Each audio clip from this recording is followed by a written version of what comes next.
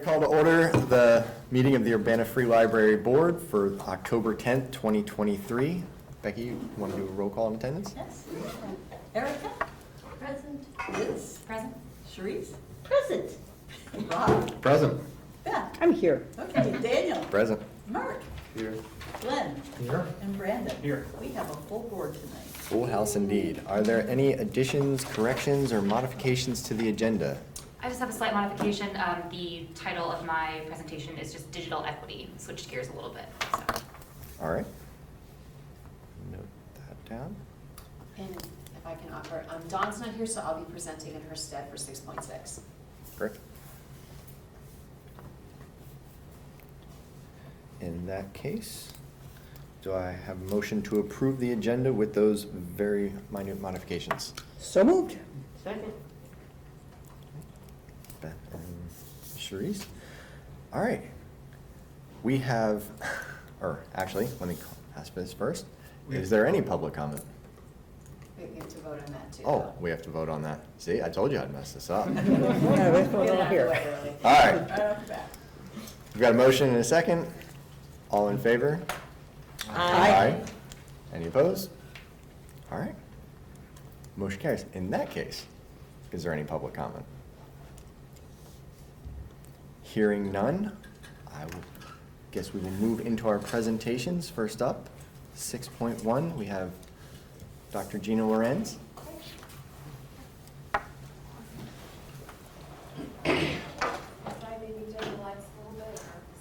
Mood lighting.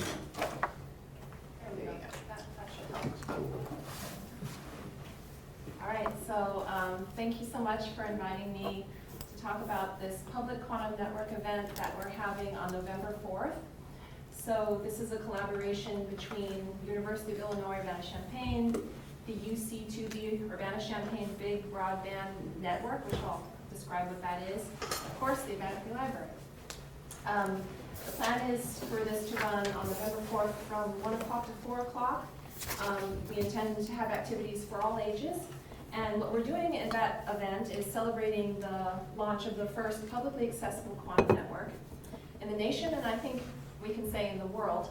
And the vision of this network is to give everyone a chance to interact with new quantum technology and to learn the fundamentals of how it works so that people can be ready to participate in developing new technology that is based off of quantum mechanics. So that's the overall goal. Right, and so what this is we've built a link between my lab, which is in the physics building on campus, and the Urbana Free Library, using optical fiber that's already in the ground. You can see the red lines on the map. That's optical fiber that brings internet to places like the Urbana Free Library. And it was funded through the 2009 American Recovery and Reinvestment Act. And the intention was to provide broadband service to underserved communities. And it's called the UC2B network. So when I first thought about bringing kind of quantum technology to the public, I went around and I asked, what fiber optic links are there out there? And I learned quickly that there's this network that's partially controlled by the city and the university, which is unique. Usually fiber optics is controlled by private companies like AT&T or Verizon, and you need their permission and their help to access the fiber. And so that gave us a unique opportunity to bring quantum particles to public institutions reached by this network, such as this library.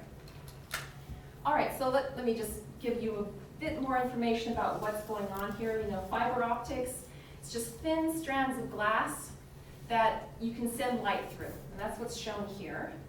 And what we're doing is, instead of sending a lot of bright light like this, we're making it dimmer and dimmer and dimmer until we're actually just getting single particles of light, the smallest quantities of light that you can make, because at some point you can't go any smaller.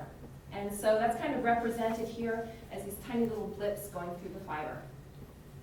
So what's interesting is when you start to go down to the very, very, very small like this, things start to behave in ways that we're not used to in everyday life.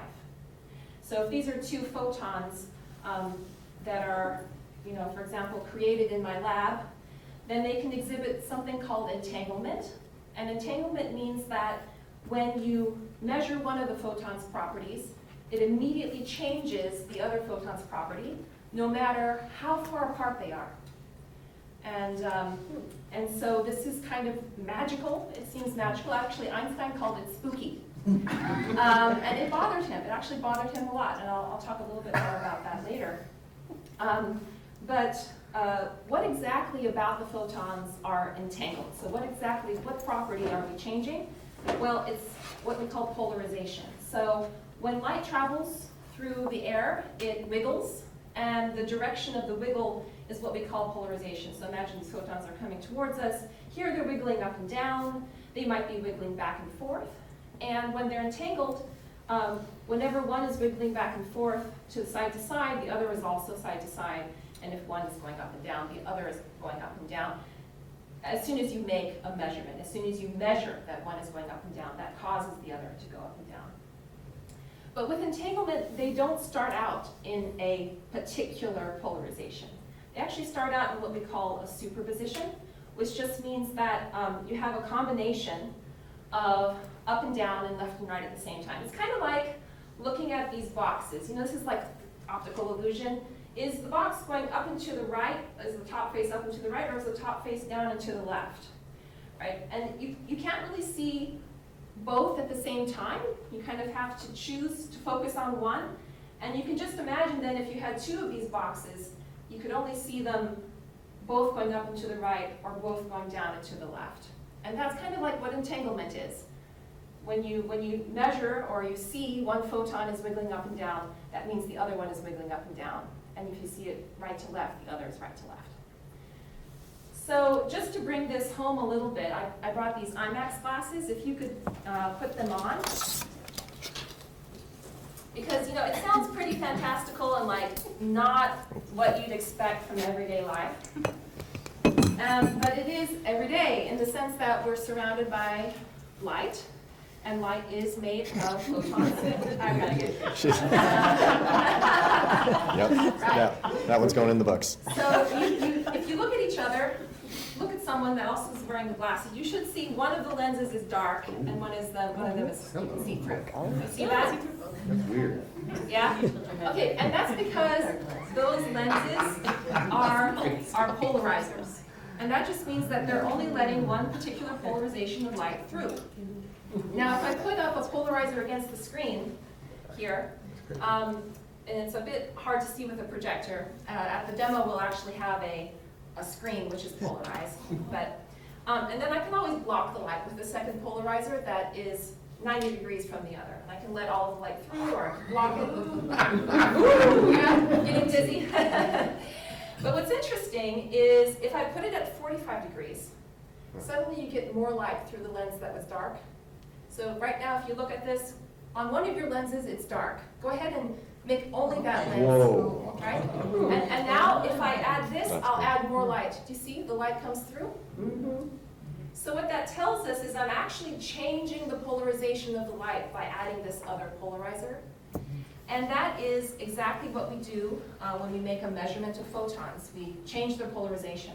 What's interesting is I let, at 45 degrees, now the photon has an equal probability. It could go in the left eye, it could go in the right eye, because now they're equal for that portion of the screen. And that's exactly this, what we call superposition, that the photons are both wiggling up and they're wiggling to the side. And so we can see some quantum effects, even using projectors and these very cheap polarizers. So it's not far out of reach, and that's exactly kind of the point of bringing this to the public, okay? Because it isn't out of our reach. With just a few pieces of equipment, we can start to introduce these concepts and the technologies that are based on them. Okay, so let me just go into what exactly this is. So I said there's a fiber optic network at my lab in this building on, it's called Lewis Lab, on the physics building on campus. We're creating photons that are in this entangled state. And one of the photons is sent through fiber optic cable that's underground over to the Urbana Free Library. And there, the public is going to have access to a few tools. And this is just what we have in kind of one of our offices here. Once it's installed, it'll be inside nice acrylic cases. Things will be cleaned up a bit, but this is the prototype right now. And they'll be able to rotate this wheel, which is equivalent to rotating one of these, okay? And by doing that, they'll actually be motor controlling something that's in the network closet, where the photons go through it and then go back to our lab. But in going through it, we're changing what polarization state we're measuring. Okay? So the people who interact with this are directly changing entangled photons that are going through the library. And it's a physical link, it's not some simulation, it's real. And so what this provides is, first of all, is public interaction. Second, it's a research tool for us to not only have a real quantum link that we can understand better, can develop things on, but also to get feedback from the public, which I think is a critical aspect, because the fact is this technology, it has a lot of promise. Let me go just a second. Just like cell phones, you know, what the people who created the first kind of walkie-talkies, they didn't really imagine probably all the possible applications that we use cell phones for now. And the same thing happens, we hope, with quantum technology. Already we can do perfectly secure communication using entangled photons, which raises some maybe ethical implications that we love the public to kind of think about and convey their opinions on back to us. We can do things like quantum teleportation, which if you've heard of that in science fiction, you might think, oh, that's like in Star Trek, where people can be moved from one place to another without actually traveling. Of course, we're doing this with photons. We don't do this with people just yet, but we can do that. We can send the properties of photons without actually sending the photons themselves.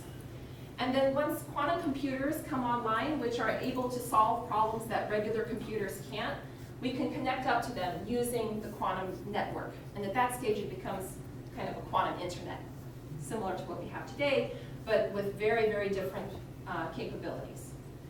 And the main point is that through this public quantum network, we hope to have unforeseen applications start to pop up, just like we saw for cell phones. Because the more people that interact with the technology understand it, they can contribute their variety of insights and ideas to new applications. And we hope to gather that with the public, together with the public, develop that relationship so people aren't afraid of the technology and they also get to it late. You know, they don't really have the access to it, and so they don't understand it early on, and that puts them at a disadvantage. So that's kind of the vision behind this. And I said I would talk a little bit more about Einstein. So just to give you some idea of how we got here. So in the 1930s, quantum theory was developing, and Einstein saw that entanglement has this weird property of, you know, you change one thing over here and something instantaneously changes over there. And it really did bother him. So he actually attacked this idea and said, surely it's wrong. There must be another theory that does a better job.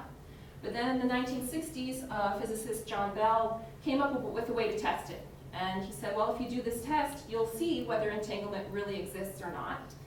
And then starting in around the 1970s, even up to today, people are continuously showing that indeed entanglement exists. This is something that truly happens in this world. And then in 2022, last year, the Nobel Prize went to some of the physicists who did the first experiments that showed that entanglement exists. And now we're here, public quantum network, because the technology, like I say, it's the components that allow you to do measurements on photons are simple enough that we can bring them here. Of course, we have some fancy equipment back at the lab, but what's cool is through that fiber optic link, people have access to all of it. So just the people behind this, of course, I want to thank all of the key players at Urbana Free Library. I don't have everyone listed there. Yeah, I should add you, Kirsten. But and then a lot of other people. So we have, you know, kind of 5 main graduate and undergraduate students, and then a whole team of other students, and then of course people who helped us access the fiber optic links including like these people who were some of the founders of that fiber optic network. I'm a professor at UIUC. Paul Quiot is my collaborator on this. He's also a professor there. And then we have people who specialize in education outreach and that kind of technology. So yeah, and I think, right. So on that November 4th day, we will have a demonstration similar to what you guys experienced, a little bit longer, 30 to 40 minutes, where we actually do the test for which the Nobel Prize was awarded last year, and show them that entanglement does exist between photons that travel through the library and the lab back on campus. In addition, before and after that demonstration, people can peruse all the different aspects of quantum technology. Understanding the importance of accessibility to technology, how optical fiber works, what are photons, this sort of thing, even philosophical implications. And we'll have books that have quantum technology in them, works of fiction, and also more academic books that explain it. And then looking into the future and all the implications that quantum technology might have on our lives, as well as lots of activities for kids, so hopefully families will feel comfortable coming as well. Yeah, so that's it for my presentation. I'm happy to take questions.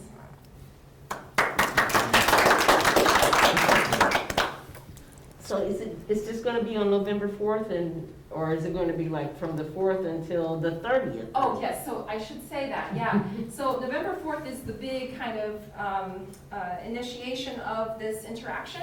We will Opening install that equipment on the main floor along with a nice art display on top of, on the wall above it. And, you know, that's indefinite, so depending on, yeah, that's right. So this, we hope, will be relatively permanent. You know, we hope that it will attract attention kind of consistently over time. We do plan to have workshops, for example, Teen Open Lab. We imagine having a workshop related to that, bringing in maybe some students from 8th grade and up to interact with the network with their classes. So that's all programming that we plan following this launch event. Okay. Yes. Excellent. Yeah. So you're going to be monitoring things back in your lab. So then, will there be a feedback loop back to the library and the library public saying, Yes. well, from this, so Yes. so what do you envision there? So beyond the equipment that I showed you, there will be a computer, and the computer will have a program on it that allows people to basically input their measurement requests. So they turn the knob, but we actually do the measurement back at the lab. And we update our website with those results. So, you know, user 123 got a bell test of 2.1, congratulations, or something like that. We'll have a website page with also some plots that show, you know, for every measurement someone does, we'll kind of plot what the result was and we'll explain it a little bit. And so there'll be that constant updating of how people are using the network. And then we hope that, you know, over time, we will, like I say, through workshops and eventually through individuals that come to the library, we'll have games that they can play on the network. But since it's the first node, actually making a game is a little bit further in the future where, yeah, and I just want to emphasize that this isn't like technology that's been waiting for public access for a while. It's like, this is technology that's cutting edge research even for my team. And so, you know, talking about bringing light out of the fiber into the air and letting people see that, that's actually something that's kind of, you usually only see in a lab. Yeah, and so that's what makes this special too, yeah. Okay. That's fascinating. Any other questions, comments on that? All right, no pressure, but Leon, do you have a presentation in IMAX?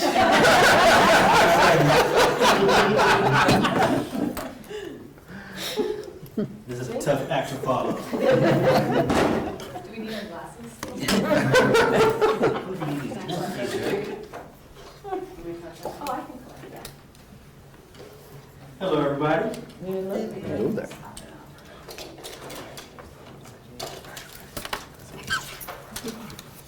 Okay, great. Thank Thank you.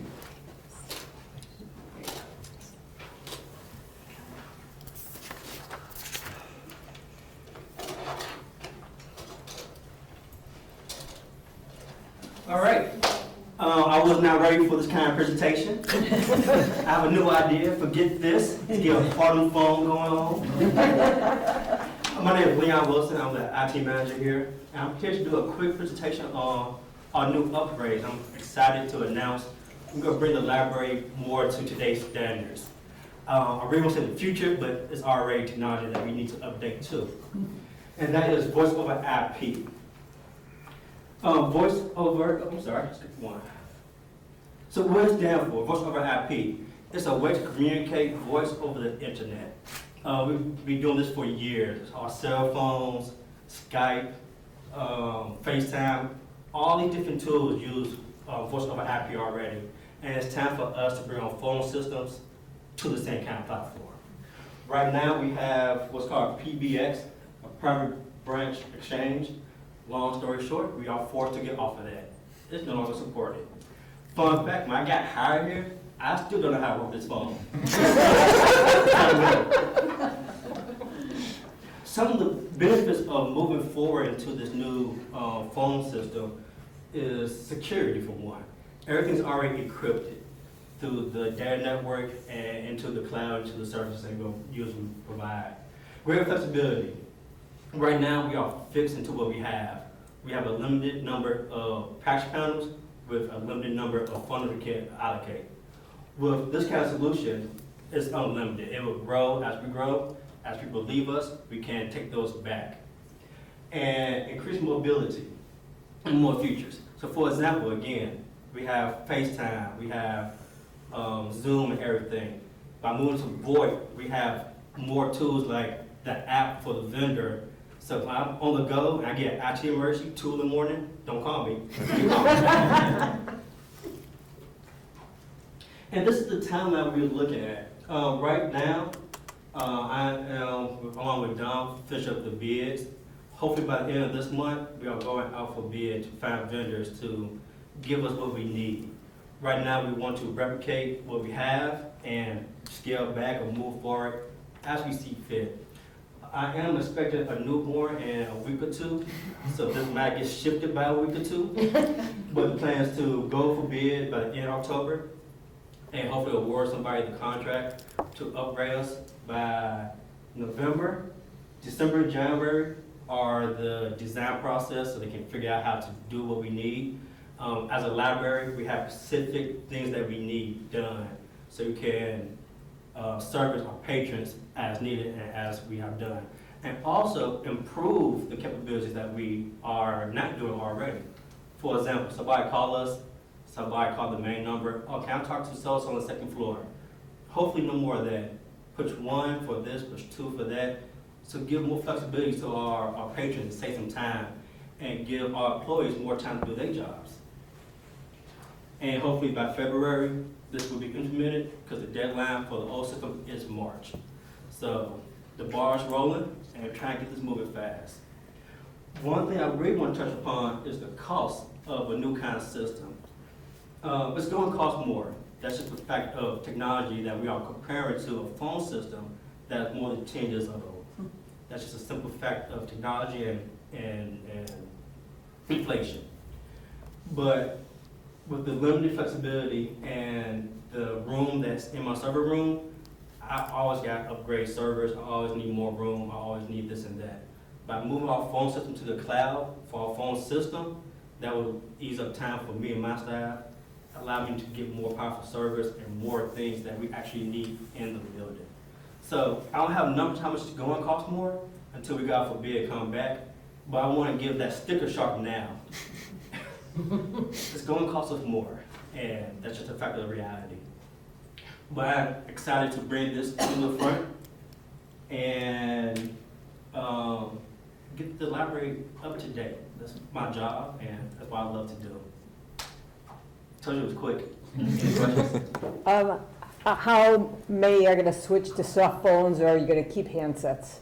Both. So handset typically costs more than a headset.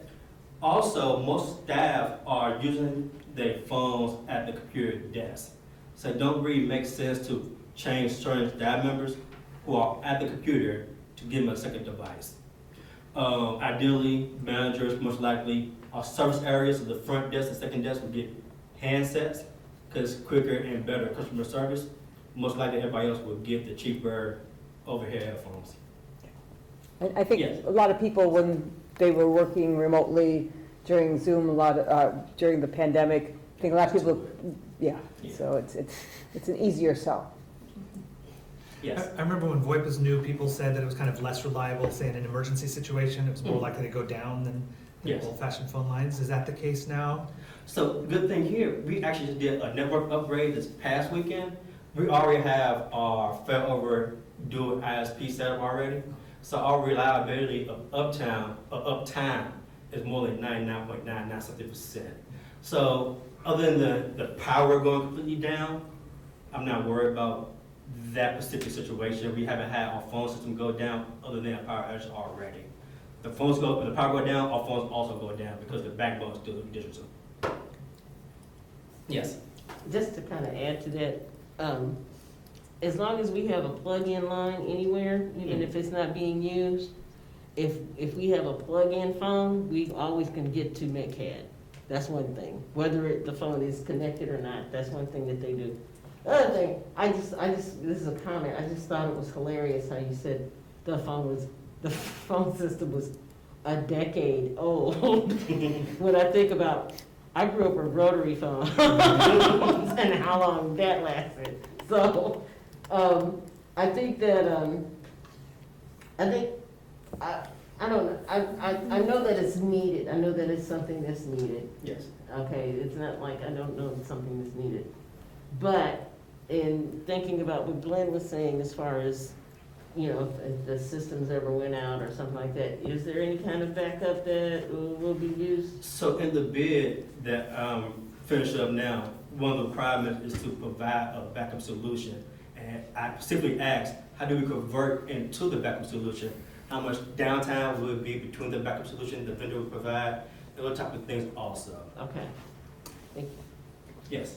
As far as the server room goes, this doesn't really matter to many people except for you and your staff. Yeah. But when you replace the PBX hardware and you go into, I'm guessing you're replacing that PBX hardware with something to support the VoIP service, right? Yes, probably no more than a switch because we could go into the cloud for our first Right, service. okay, so, never mind.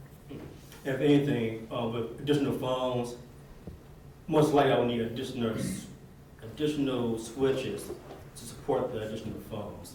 But we will figure that out once we get to the bid process also. Any more questions? Anyone else? All right, thank you so much, Leon. Thank you for your time. And on 6.3, we now have a whole team of people to bring us our standards for the Illinois Public Libraries this month.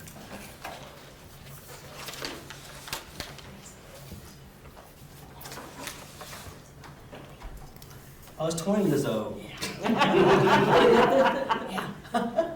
Oh, it's 20 years old. Yeah, it was put in when we remodeled back in 2005. Oh, okay. So our system's about. So it's decades. PBX Yeah. itself, I There think you go. PBX itself is way older than 20 years, too. Yeah, well, that's Yeah. about how old our system is. So, yeah. All right, and while Lauren pulled up the presentation, as we talked about in the previous board meeting, a part of the per capita requirements includes ensuring that board members are familiar with the ways in which their library does or does not meet standards. And so we are here to do a brief kind of overview of several chapters tonight with the goal of being done by the end of the calendar year. So first up tonight, I will be talking you through chapters 9 and 11. That's Reference and Readers Advisory Services and our Youth and Young Adult Services.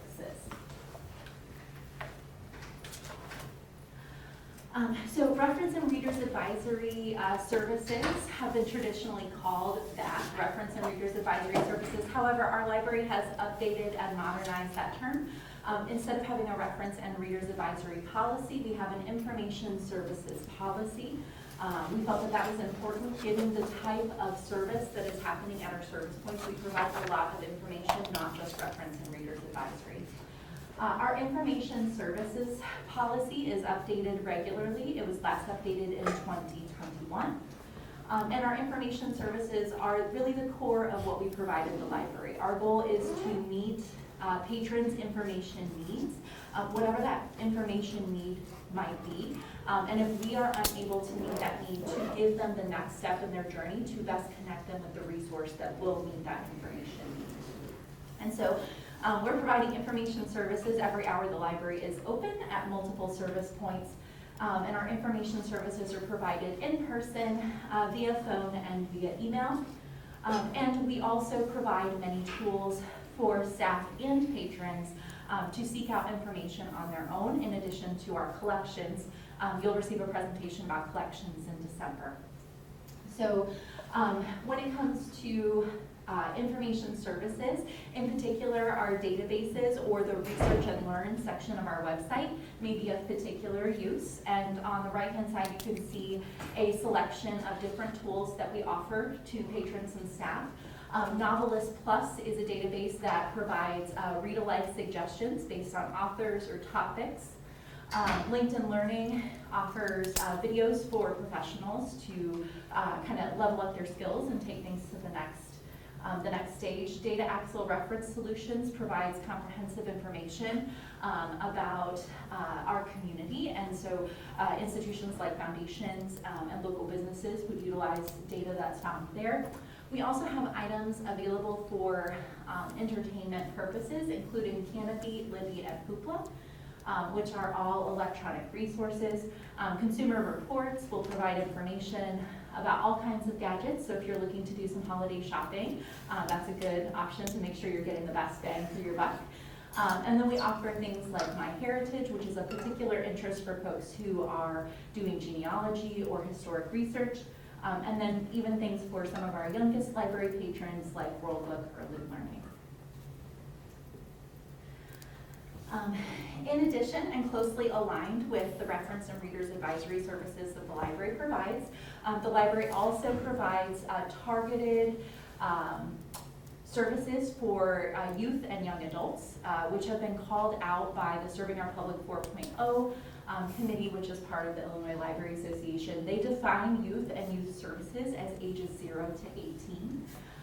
And they encourage libraries to meet the recreation and educational needs, including offering print and digital collections, which of course we do. Information services, we offer information services to patrons of all ages, but we do have a service desk specifically down in our children's area. We lovingly call it the question desk because we get questions down here. And we also have library space and furniture dedicated to youth and youth services, as well as library staff who are trained specifically in serving our youngest patrons. And then programming and outreach. And so on the right, you can see a couple of examples of that. We offer box books. That is a new addition to our collection within the last couple of years. These are books that the child and their caregiver can hold, and then it also plays the audio alongside, so it can be like a family bonding experience or an independent read-along experience for the child. We have our Teen Open Lab, which recently celebrated its 10th anniversary. We offer programs like Crafty Tales, which Lauren will talk about in a second, and reading programs such as our 1,000 Books Before Kindergarten program.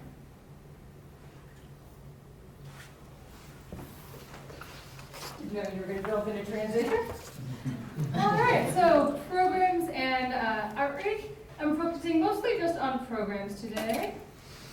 So we meet all the standards that have been put forward for programs. We have a meeting room policy which governs, how outside groups can use both our auditorium and our conference room. We offer programs on different types, so educational, recreational, informational, cultural, and we serve all ages from birth and programs for children and their parents, to young adults. Rachel mentioned our teen overlap, to also adults and seniors as well.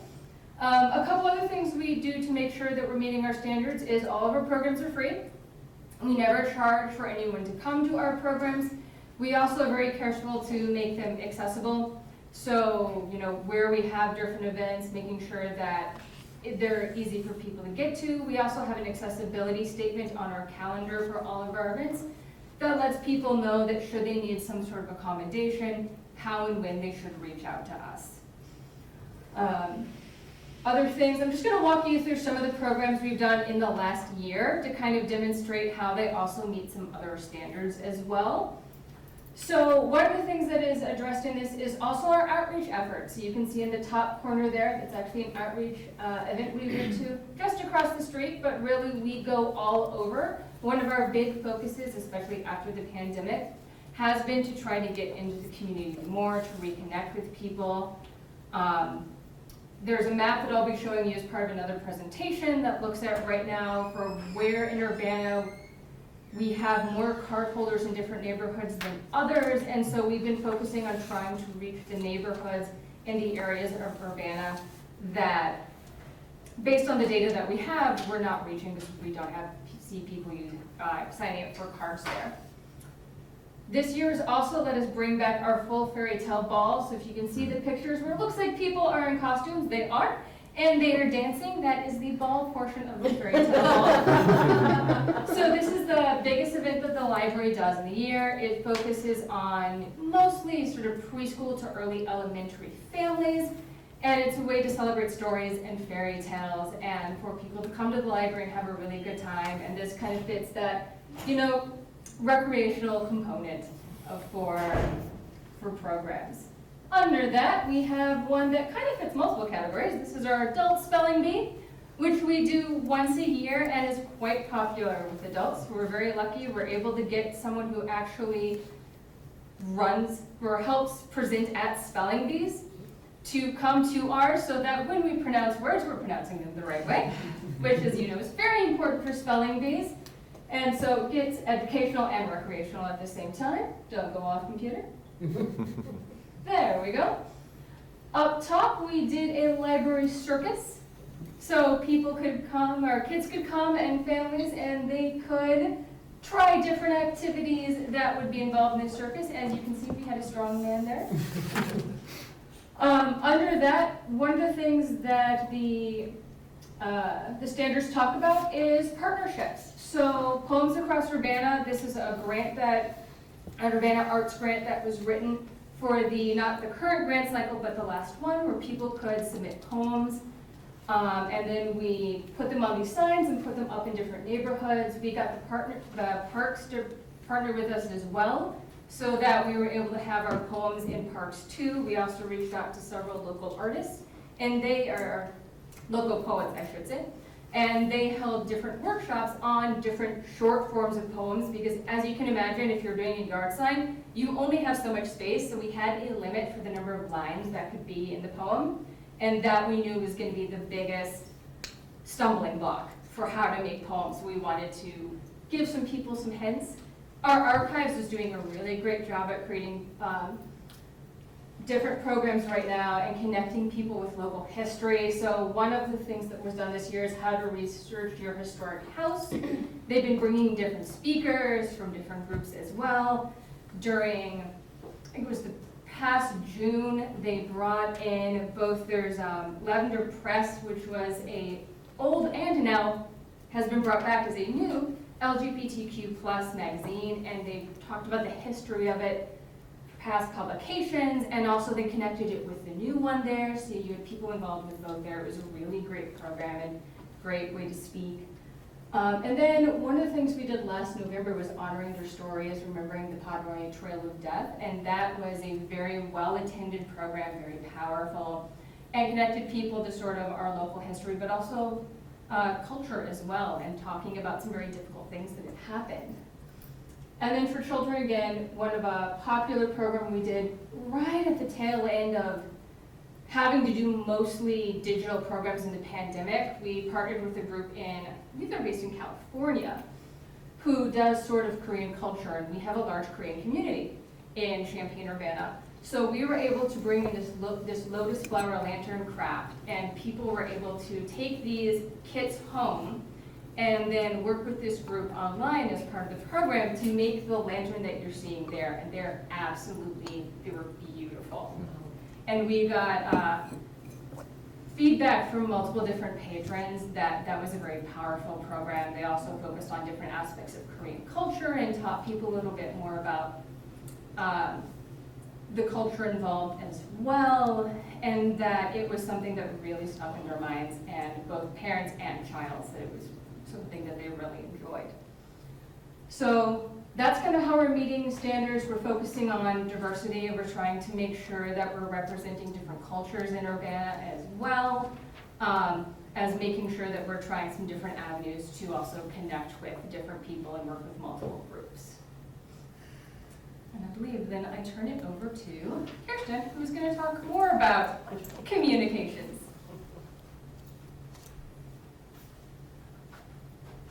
Cool.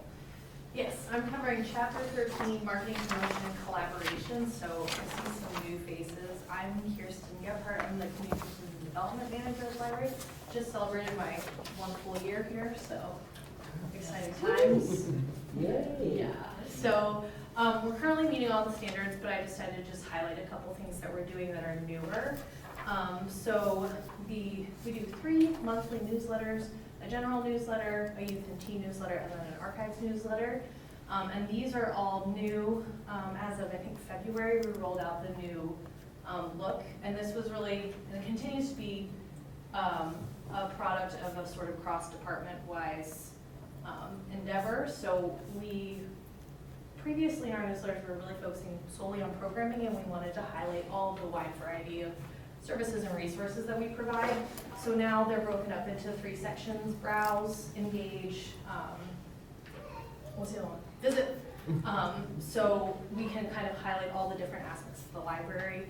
Our librarians provide book reviews, book lists, and we highlight all the other services that a lot of people maybe didn't know about. And we were able to do this through our new communications platform called Patron Point. So that's also how we're getting new card holders. They're registering through Patron Point. And another recent change is that when you get a new card, you're automatically enrolled in our newsletters. Our unsubscribe rate is quite low. I think right now it's at like 0.24%. So people are opening them at an above average open rate. So the industry average is 38% and our open rate is 39%. So people are enjoying them. Our click-through rate is also quite high. So far so good. And we're, trying to highlight different things for this month coming up. So far so good on that. We also, part of the other standards is reaching new audiences. So this year, we took out an ad with the Champaign County Chamber of Commerce's Welcome Home Guide. So this is a guide that goes out to all new single-family residents moving into Champaign County. So that's the ad we took out in that to reach new audiences. And then we also did a bus ad with MTD to promote our summer reading, which Myra's going to talk about in a little bit. And then finally, social media. So social media, always kind of tough, never perfect, but the new direction we're really trying to take with social media is to highlight more effectively like the wide variety of resources and services that we provide. So we're using that as just an additional promotional platform. So not only talking about programs, but also about our services. So the maybe not the most engaged with post is like, we have printers. But I think it's important for people to know. And we're going to use social media as a way to share that information with everyone. So not always like the most exciting thing, but I think a good way to highlight all the things that we do here. I don't know if anybody has any questions. For any of us, I guess, the 3 of us. There's a question from a recovered Twitter user. How do you choose platforms when things get toxic or ugly or weird? What do you focus on? Yeah, so we recently, about when I started, we moved off of Twitter. So because Local Records Act, we still retain our profile, but we've decided not to post on there anymore. And really that was a decision that we made mostly based on our engagement rates and sort of like the audiences that we're trying to reach where they are. And we found that those are mostly on Instagram and Facebook. So we're really just trying to focus on that. There's been a lot of talk from our younger staff members about we're getting onto TikTok, which is something I'm open to, but I think the thing we really need to consider is the sustainability of a platform, and especially with Local Records Act, do we have the ability to continue putting content out? Is it something our audiences need? I think our job first and foremost is to make sure that people get the information, and secondary is having fun. And for me, a couple of those platforms are mostly fun-based, and we have a lot more we need to do before we can get there. Are those fraught decisions, or are you sort of nimble and you try everything and abandon them easily? I'm not afraid, no, so I think we definitely give more time to the making a decision about going onto it, because I like to have a plan, and ensure that we have the content to sort of sustain a presence on those platforms. To me, there's nothing sadder than like going to something and seeing like, oh, there's like 4 posts, what happened? But it represents us, so I think even if it is something abandoned, it says something about us as an institution, so I think those decisions kind of have to carry a little bit of weight. But that's just personal opinion. Yes. Just out of curiosity, because to me, all the social media platforms are problematic when it comes to things disappearing or just kind of being obscured. What are you having to do for the Local Records Act? Or you know, what are you doing in terms of archiving what's being posted? So all of the platforms that we're only on essentially one platform, Meta, Right. so Instagram and Facebook, Right. and they retain all of the records. So we have every post we've ever posted, the interactions with them, the engagement rate, all of those things. And we actually have to only retain them, I'm looking at Becky, I think only for a year. So we don't have to retain them in perpetuity. But we are also actively seeking out more information on this from the Secretary of State's office. They're updating some materials to try and advise libraries. And we also are very cognizant of First Amendment rights and what we can say and what comments we can address. We have, knock on wood, not had any issues so far.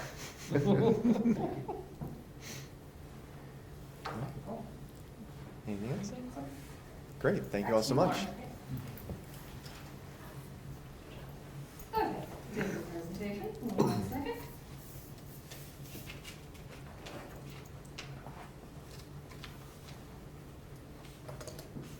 All right, you may get a little sick of me tonight, but I've got a couple other things that I'm just gonna go through with you. First on the list is summer reading. Once I get that to load.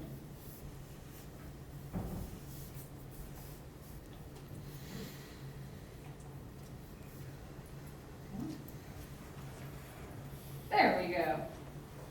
So our summer reading this year, our theme was Find Your Voice. We tend to follow the I Read themes, which is done by, the Illinois Reading Council. And so that was the theme for this year. And our dates for summer reading were May 14th to August 31st, which roughly covers the entire time that kids in the public school are out of school.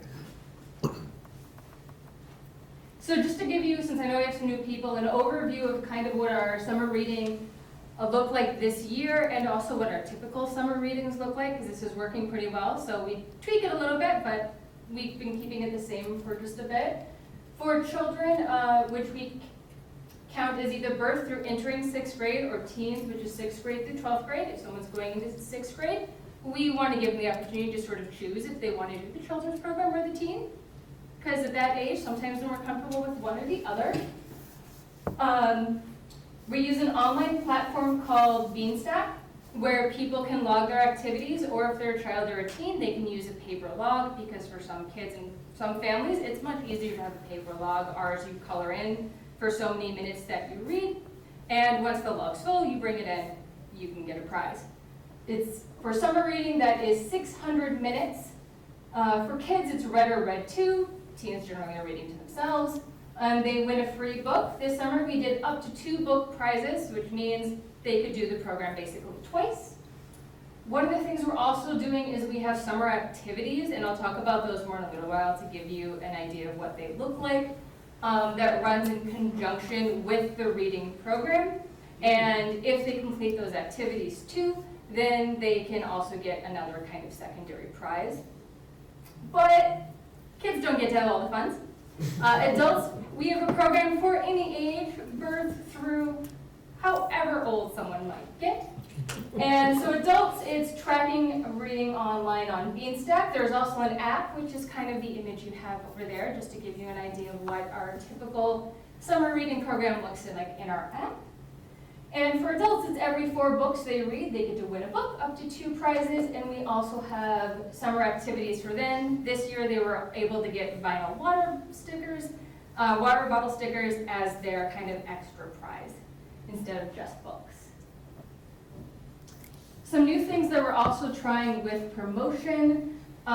We reached out to the City Council and to Mayor Marlin to get their summer reading recommendations to start summer reading off. So I thought I would just highlight some of the wonderful recommendations that they gave us to kind of encourage people to read and read widely and try different things. And if they're looking for a new title, I thought these would be good.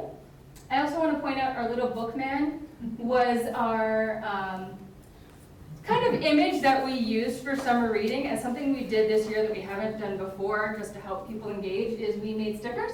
And so Bookman got his own sticker. Our graphics department actually were the ones who kind of put that together and also made our Find Your Voice logo. Those were quite popular. We pretty much ran out of them by the end of summer reading. Wow. I think I have 1 left because it was in my office, and that's the only one that I know of that we still currently have. So overall statistics for summer reading. So it actually went really well this year. We have statistics going back to 2016. That's about when we started recording some things and how they lined up so that it's easy to compare what we were doing then and what we're doing now. So you can see overall we have a much higher number of people who registered. That is one of the highest registration numbers we've had for quite some time. Wow. So it's really good. Adults had a huge jump. So did children's. That's one of the, I think that may actually be the highest teen registration number we've ever had. Or if it isn't, it's probably the second one. You'll also see, so something that we look at is number of people who registered, number of people who completed. So these are people who earned 1 prize. We consider that completing the program. And that's 1 book prize. So you read all the amounts that you were supposed to read. And you'll also see that the numbers went up there. In children's, we were able to partner with 2 different. So I'm going to call to order the meeting of the Urbana Free Library Board for October 10th, 2023. Becky, you want to do a roll call on attendance? Yes. Erica? Present. Liz? Present? Sharice? Present. Rob? Present. Beth? I'm here. Okay, Daniel? Present. Mark? Here. Glenn? Here. And Brandon? Here. We have a full board tonight. Full house indeed. Are there any additions, corrections, or modifications to the agenda? I just have a slight modification. The title of my presentation is just digital equity. Switched gears a little bit. So. All right. Note that down. And if I can offer, Dawn's not here, so I'll be presenting in her stead for 6.6. Great. In that case, do I have a motion? Something, the likelihood of them to complete it, I've been seeing that percentage rate go up every year because we've been trying some different things. And then you can also see the amounts read. The one thing I will say for that is those look lower, but last year we offered 4 book prizes, so people were more likely to continue logging for longer after they got their first prize than they are this year. And even with that, we still had an increase in the number of books that adults logged. Since we switched to Beanstack and we switched to having a way for people to track their reading online, our number of adults who have engaged has just really gone up. Before they would have to track themselves and they would come in and tell us, hey, I read these books, or I read this many.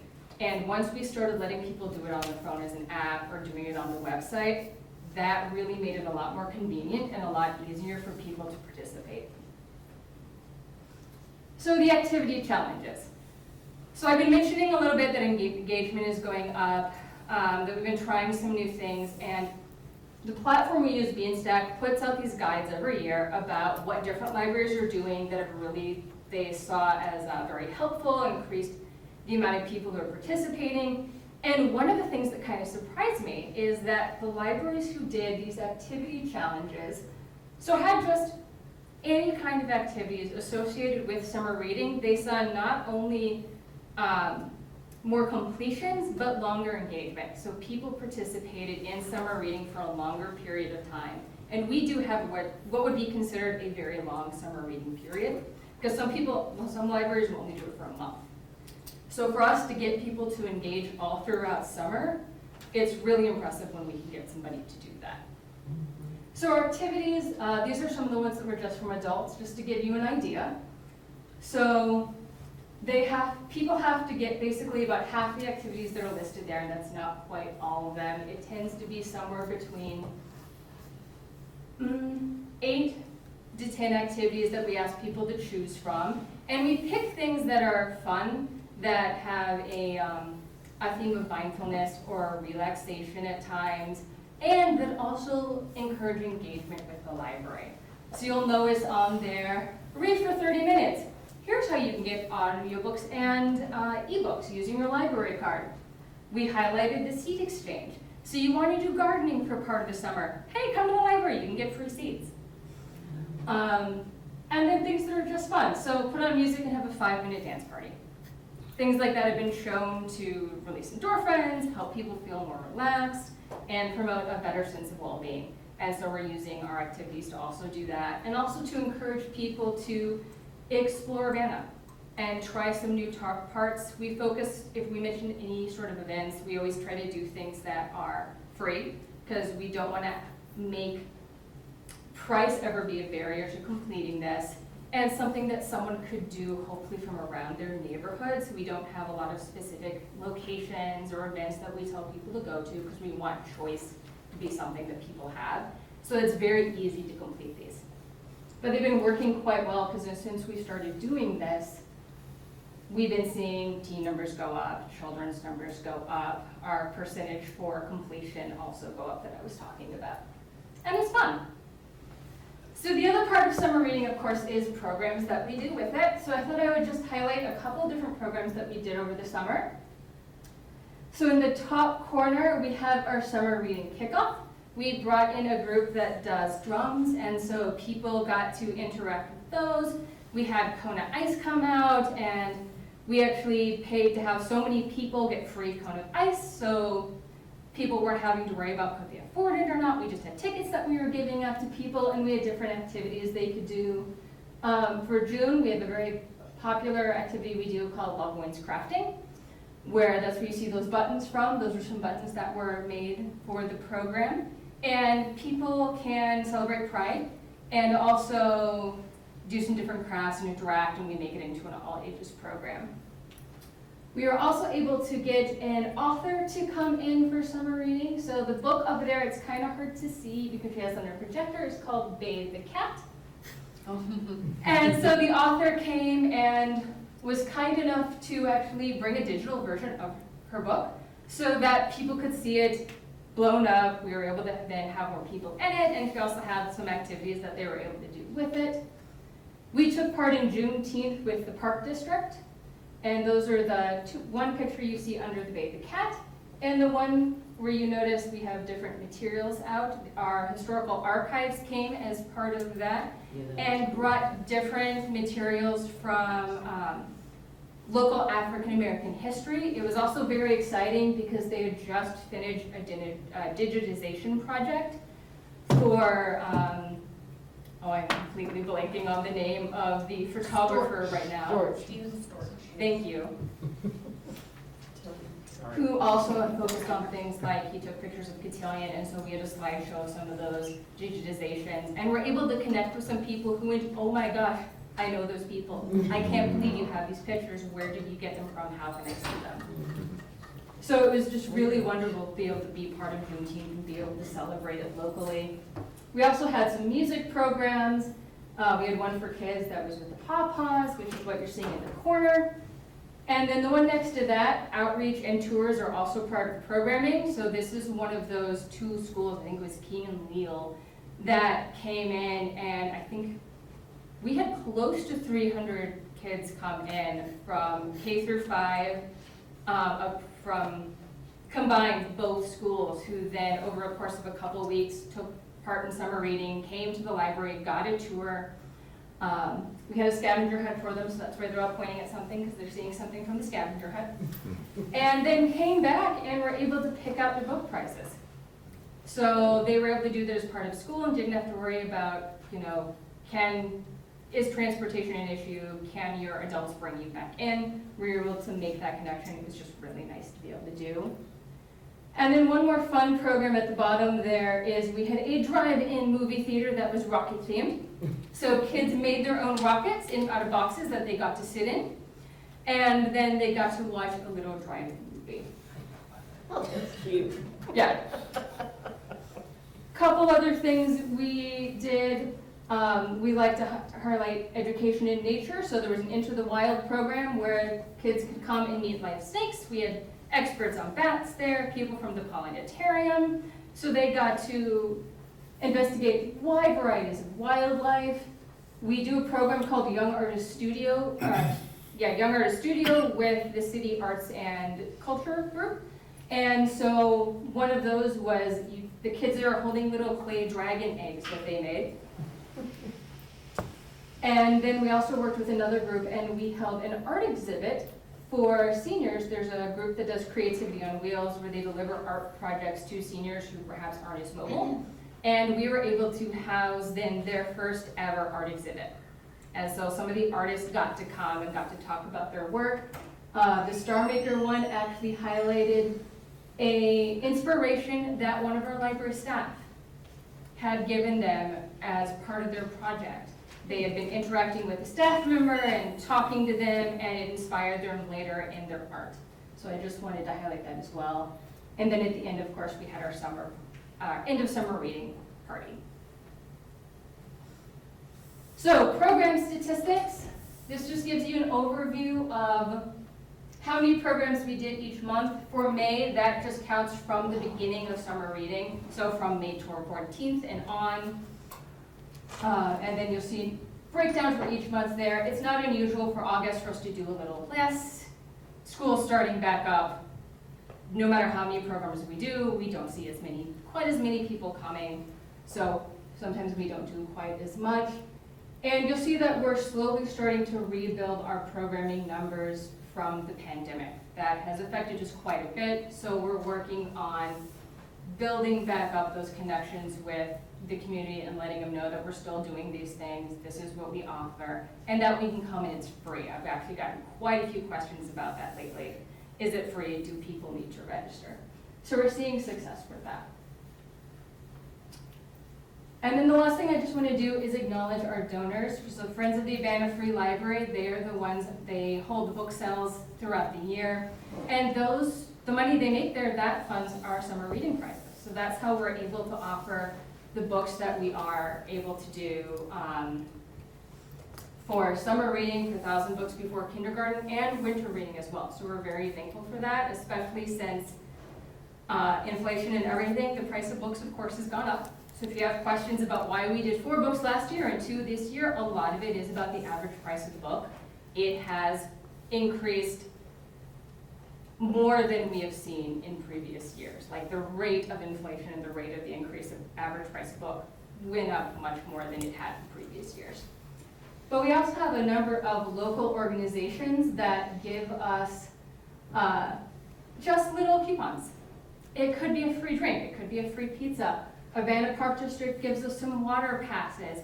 And so when kids come and get their first prize, in addition to getting that free book, we're also able to give them this little coupon packet that lets them then get to do more in Urbana, and their eyes always light up when they see these things, especially if it's one of the years where we got like Dairy Queen or Jet's Pizza, and they see ice cream or pizza in there, and it's just, I can go get ice cream? Yeah. So we're always very, very thankful to the kind organizations that are willing to give us these coupons for free. And it really just, it makes summer reading that much more special. So that is everything I have about this year's summer reading. Any questions? I just had a quick one regarding the cutoff for how you guys determine minutes versus books. Yes. Is there a rationale for like where you divide that? There is. It's really based on, are you talking about why we decide minutes versus books? Yeah. So why children's and teenage minutes? We're looking for what is going to be easiest for the participants to actually measure. So children's, if you do books or you do pages, then there's always the tension between, well, I read a bunch of picture books, and someone else is trying to go through a very thick book, and then, well, that's not fair. My sibling just read 5 picture books, and I'm reading this book that's 250 pages, and that counts as one book versus one picture book. It also, we found for families that the schools promote, so many minutes of reading per day. And so that helps reinforce that. It helps reinforce it as a habit. And it's not very, very easy for families to measure that way and fill in. Because if they're using the paper log, all they have to do is say, yep, that was 15 minutes, that was half an hour. And generally parents have, a pretty good idea of this. If you've ever had your child who is trying to go to sleep and is asking you to read the same picture book over and over again, after a while, you know how long it takes you to read that picture book. And so you can measure that, and so they can color that in, and that's kind of how we come up with that. But for adults, if you asked an adult to go, I want you to measure how many minutes you read, that's very hard to try and do while you're doing everything else. So it's just books. For books, it's nice and easy, it's simple. It's also, we pick numbers that we know may be a little bit of a challenge, but are also very obtainable, because we want this to be a program that encourages literacy, encourages reading. We tell them, comic books count, ebooks count, audiobooks count. Audiobooks, when you're listening to that, same part of the brain gets engaged as when you're reading a book. So we try to give people lots of different options like that. And then there's always the question of, the teens, well, how do you know if I actually told you the truth? Or if, because I used to be a teen librarian before I was in charge of programs. And it was always, well, you could lie to me. I'm not going to double check you because I'm going to trust you, but your price is a book, which then hopefully you read. So the library wins either way. And we had tried pages with teens for a while, and we just found that if we switched it over to minutes, that was preferable. And it was easier for them to go that way. To piggyback kind of on what you were saying too, because I taught 2nd and 4th, and then I subbed 7th through high school for a long time. And not every person can read at a particular pace. You can, if you're reading, it really depends on your grade level that you're reading and not the age so much. And that's to have a child or someone read so many minutes means you're not judging them based on skill. You're just judging whether or not they get it done. And so many kids don't read because they don't feel confident in their skills. And this is, I think, I used to do the same thing. My kids had to read 30 minutes a night. I didn't care what they read. I didn't really care. I don't care if you read the cartoons in the newspaper, but I want you to read 30 minutes a night. And I found parents would be like, I can't get my baby to go to bed because he's up reading. So it does make a difference, just because you're not judging the skill, you're just judging the action that it gets done. And it really promotes kids to read more. About kids that weren't good readers at the beginning of the school year became voracious readers by the end of the school year, just because they could read whatever they wanted, and they could read it at whatever level they wanted. So that makes that I like the minutes thing. Yeah, exactly. Okay. So you're not quite done with me yet. Because I have one other thing that I'm going to go over with you. Recently, I talked to staff about how we're using data in outreach. Jumped ahead. And was asked to also then bring that to the board. So this is very quick, but just to give you an idea of how we're starting to use data to drive some of our programming and outreach decisions. And some of it is pretty broad, so if you already know some of this, forgive me. I just want to go through some of the stats that we look at for Urbana in general, and then I'll get into more library specific. So of course, we look at population. So this is several different metrics from Urbana for 2010 versus current. These were all taken from various places in the US Census Bureau. And a couple of things that I just wanted to highlight is in Urbana, we have a higher percentage of foreign-born persons than other national levels because of the university. So we're very lucky. We have a very diverse group of people living in Urbana. One of the things then we also kind of watch and look at is languages other than English spoken at home, because we know language can be a huge barrier. And also the number of people who kind of self-report that they speak English less than very well. And one of the things that I was very excited about when I was kind of looking at statistics is that that has actually gone down. And I know there have been multiple groups, including the library, and we partner with Project Read that does reading, math, but also ESL service, and they do tutoring every Monday in the library. Other things we also looked at were persons in poverty, and unfortunately for Urbana, as I'm sure you're all more than aware, that is high, even taking into account our student population, which is one of the reasons that it is as high as it is. If you look at I know the city tends to look more at single unit families, and even if you look at that I think is, and Therese, correct me if I'm wrong, it's like 11.8 the last time I heard. Off the top of my head, I cannot correct you, I cannot confirm nor deny. And that is still higher than the national and the state But average. it is high. So that is something else that we pay a lot of attention to when we're looking at where we're going to go to outreach, and also just choices we're making about maybe some different programs that we're offering. Another thing that we're paying attention to, and I know the city is as well, is that while the population per square, or the land area in Urbana, well, that has expanded just a little, the population per square mile has gone down. I know there's been some talk about maybe doing a special census because 2020 census happened during the pandemic, and so there are questions about what those numbers actually look at. So some of these take with a bit of a grain of salt, but this just lets you kind of see what we look at. One map I want to highlight that we did not make, but is one that I look at quite a bit because I think the information in there is very interesting, is the map of Urbana's Social Vulnerability Index. So the city of Urbana made this. This was, I found it as part of applying for the ARPA grant process, but this shows there are different metrics that can indicate whether someone is more likely to be socially vulnerable. And so they put together this map of many different areas of Urbana and overlay these different factors. And these are the neighborhoods that they've identified as more socially vulnerable.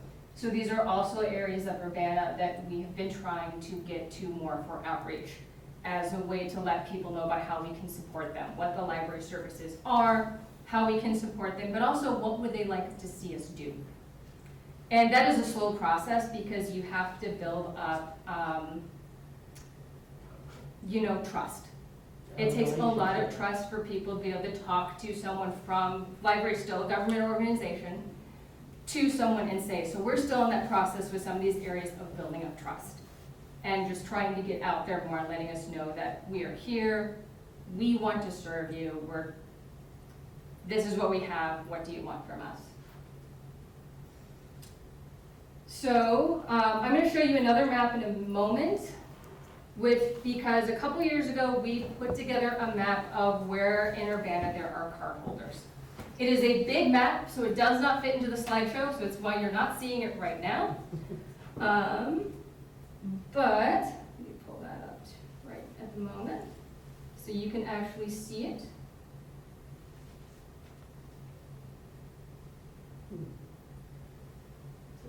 So this is Urbana. The darker purple areas are where we have more cardholders per population. We were able to work with GIS, county GIS, to put this together. Any of the Orange areas are areas where they said your number of library cards is higher than the population that should be there. We believe that is mostly because we do business cards. And so, of course, where there is no business, the census shows that no one lives there. But there is a card holder, and so it throws some of those areas off. So if you're wondering about some of those areas, we believe it's because of business cards. Trends that we've noticed is that, of course, closer to the library, you see a higher density of neighborhoods that there are more library cards than farther away. But also some things that we saw that were kind of encouraging. So one of the areas that historically we have been reaching out to more is the Learman neighborhood, which is, well, you can't see my mouse, good, right over here. Mm-hmm. And so our efforts there have been working because we're seeing that that is one of the areas that has the highest percentage of library cards there, if you look at some of the others. So I've been using this then to help decide where we focus our areas. So if there's an event in a certain two that might be opposing, which one do we choose? We're gonna try and go to the one where we don't have as many card holders, and so we've probably not been able to reach people as well as some other areas. One other overlay of this, and forgive me, this part's hand-drawn, but this is a breakdown of elementary school attendance, and so the districting that's going on. And of course, this is going to look different soon because of what's going on with Wiley. But this is also something that's been very useful to see for different grade schools then, because one of our things that we're trying to do is get back into grade schools more like we were able to do before the pandemic. And so kind of focusing on which grade schools we know we want to get to immediately. We've been able to look and see, okay, King, in those areas there aren't as many people that have library cards, so be a little more proactive. We want to get into the schools, we want to visit all the classrooms, they have a parent night, we want to be there so we can talk to the parents, and also let them know about the reciprocal agreement we have with the school district, where kids, no matter whether they're in the library's taxing districts or not, if they're part of the school district, they can get a free library card, and make sure the parents know that, and do what we can to make it as easy as possible for them to help their child to take advantage of it, and for the family to take advantage of it. So this just gives you just a little bit of a taste. I don't want to go into too much more, because I know this is already a meeting that has many things on the agenda. But just to give you an idea of how we're starting to use some data, this map is going to be something that we'll be redoing this year, because this map is already a couple years old, and then we'll get a much better idea of, we'll start to be able to see trends. And so it's going to be even more useful, because we'll start to be able to see, okay, we did this effort here, we'll have a better way of measuring how successful it was. So any questions about data?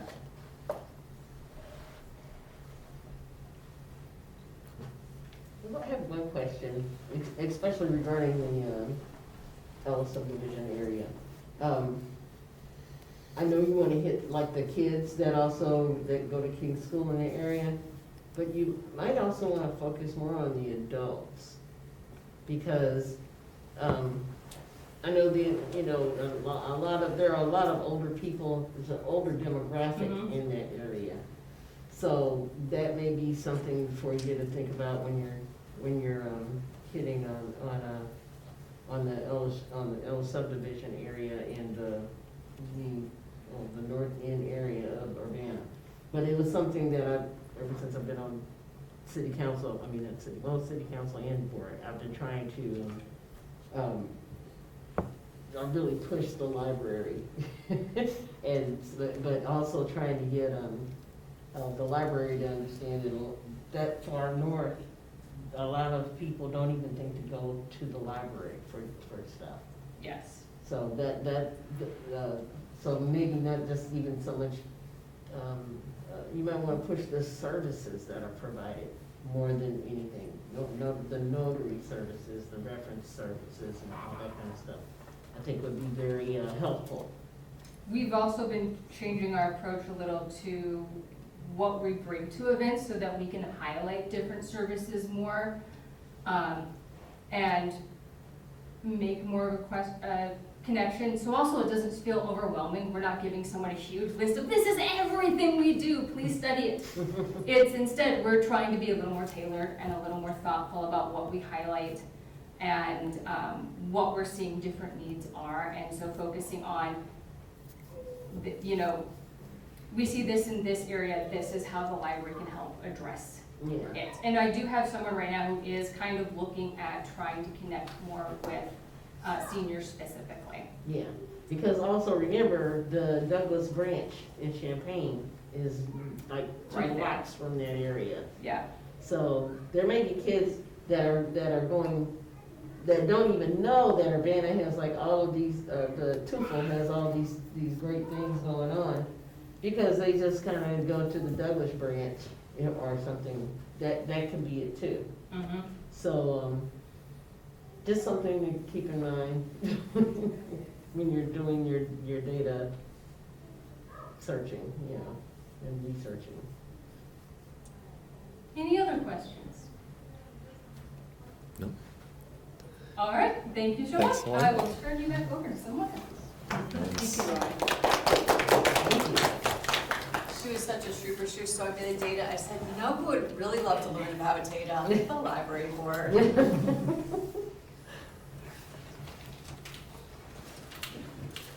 Thank you, Kirsten. Oh, yeah. So I'm here pretending to be Dawn about the building program and facilities updates. We will be brief. She is working with Brian Robertson, who manages collections. They are wrapping up the evaluation of the building program draft. It's going to go to the management team. We hope to get it back to Engberg Anderson, which is the architectural firm we're working with, for revisions later next week. As far as building projects that are happening, the bid for the air handler is live. Proposals are due on October 18th. We still anticipate that supply chain issues will push the installation into fall of 2024. Mike Hannon, our facility manager, and Don Cassidy are preparing the bid documents for a refresh of the library's landscaping, which will be a 2-part process. Kirsten has a very good eye, as do Gretchen and Rachel, and we all have noticed that some things are just looking overgrown or undergrown. It's been almost 20 years since the 2005 expansion, and we really want to put our best foot forward and have people have a really positive view of the library. So we are going out for a 2-part process. The first bid will be for landscape design services, and then the second bid will be for the implementation of the design. So depending on the cost, we will see what we can do first, but Race Street and then Cherry Alley is 2 of our primary focal points because they are what people see primarily. The north side of the library also is beautiful and needs some thinning of some of the plants, maybe some transplanting, but it is like there's some big hydrangea bushes, but it is less in need than the other 2 areas are. And again, I know Kirsten's always looking at the library and seeing how do we represent ourselves to the community in all these different ways. So it's great if you have a good social media presence, but if you walk in and the carpeting looks crappy and the shrubs are overgrown, it also is a different feeling. So we want to make sure that as we look at the library, we're looking holistically, and our management team is really doing a great job of working together with Mike and facilities and giving different pieces of feedback so that we can look at the library together well. The foundation raised money, about $6,300, for an architect or a landscape designer right before the pandemic. So they have approved us to spend that money, so that will help in the process. Then we have $40,000 set aside for this project. So we'll see what it costs, but we definitely know that we can move ahead and have some high impact. So we are excited about that. That is Dawn's presentation on the building project updates. And then I'm going to come back this way. We'll just actually leave that alone because we'll be off later for that. And strategic planning. So Lupe talked a couple months back about changes that the management team was recommending based on a number of factors. I sent you a copy. I didn't print any for anyone because you've all said you don't want paper. So if you do want paper, we can run some copies off before you leave tonight. But I just want to highlight a couple of things.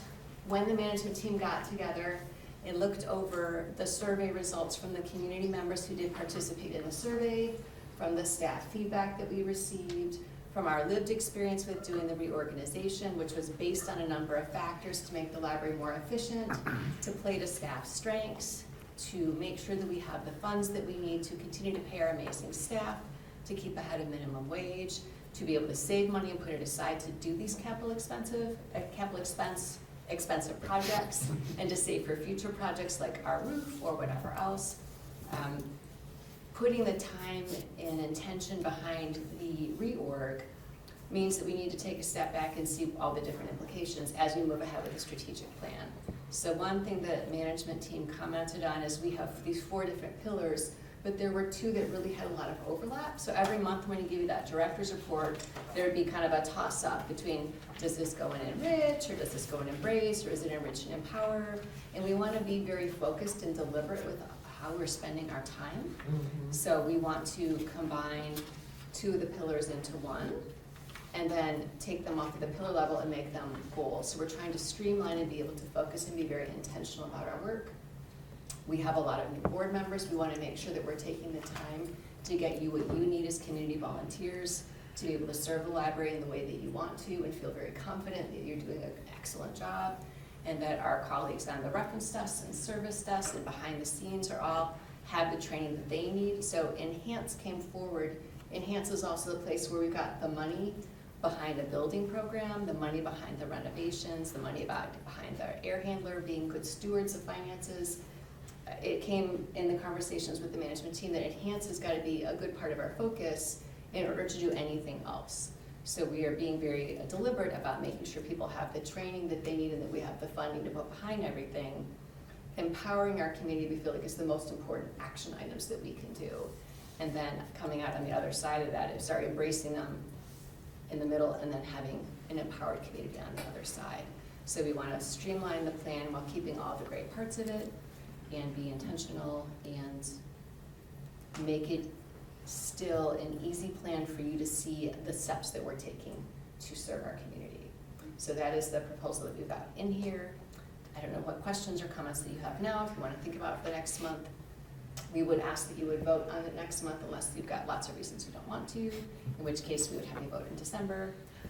One question that Kirsten had that was very smart is, hey, we're doing this plan, it takes 6 months, 8 months, a year, depending, to work through a planning process. Are we giving ourselves enough time to actually live in this new plan before we start the process ahead? So instead of going on the fiscal year, which ends June 30th, we're pushing it out another 6 months to give ourselves time to think about a process, bring a process to, and either work through a year-long process or know that a 6-month process will work, and do that. So that is why we're moving off of fiscal and moving to calendar, which if we're done by December, gives us time to start the budgeting process with the priorities it will have given us in 2026 for what will then be the 2028 budget. Because we're always one fiscal year ahead. So questions, comments? I have one question since I'm still trying to memorize these pillars. I noticed that combining the 2 pillars, enrich and empower, that seems like combining them if you have trouble distinguishing them, they're going to be combined. But then I looked in the community survey, and enrich is far and away the most popular one, the one that people think is the most important, and that's the one that was lost. I wonder if that's a mistake. The functionality is the same. Yeah. And part of it has to do with the language that we're using. And so enriching people's lives through programming and partnerships still continues on with the empower category, which has been made broader. So we thought of those 2 words, what is the word that we thought would carry more weight overall? And so it's a good point that you make. And we thought that empower overall would have a wider embrace to the community. But yeah, we are combining those 2 with programming, outreach, and partnerships. I just noticed that they were the kind of the most popular and the least popular, and the name of the least popular one is the one that won out. So Yeah, it's a good it point. struck me as weird. On the survey, 708 respondents, and I remember when the survey was out, and there were all sorts of, you're pulling all the stops to get responses, obviously. Do we have an idea of how many individuals that represents versus like active card, and that's such a nebulous term anyway, but active card holders, do we know kind of how that compares? We've gotten in the 12,000 range, roughly. We always have about 12,000. Okay. Given the number of campus students that we have on campus, we know that we'll never get, so I just still think of it as kind of 40,000 people. It was 42 before, now it's about 38. So a number of students are never going to get our library cards because they have the University of Illinois resources. So, yeah. But that's not a bad number. It's actually pretty good as far as survey results go. It's still good results, but you know, if we look at the number, the kind of people, statistically speaking, who filled it out, it's still a very small subset of our community. So a number of the decisions that we made are based upon the conversations that we have, the feedback that we get from staff that do outreach, and the lived experience of the staff at the desk. So yes, glad to have the feedback and know that it's a small subset. Right. Good survey result, return rate, but still a small subset of the people that we're supposed to serve, which is 38,000 people. It's clearly people who have something to say. They've used the library, they've experienced the library. Yeah. So, yeah. They say a lot of great things, though. It was Yeah, they do. amazing to read them. Yeah. Even a lot of people, what I've always noticed with surveys, period, because Urbana does surveys, you know, all the time. And with surveys, usually kind of like with public input, it's like 5 people, you know, in comparison to how many people actually use these services.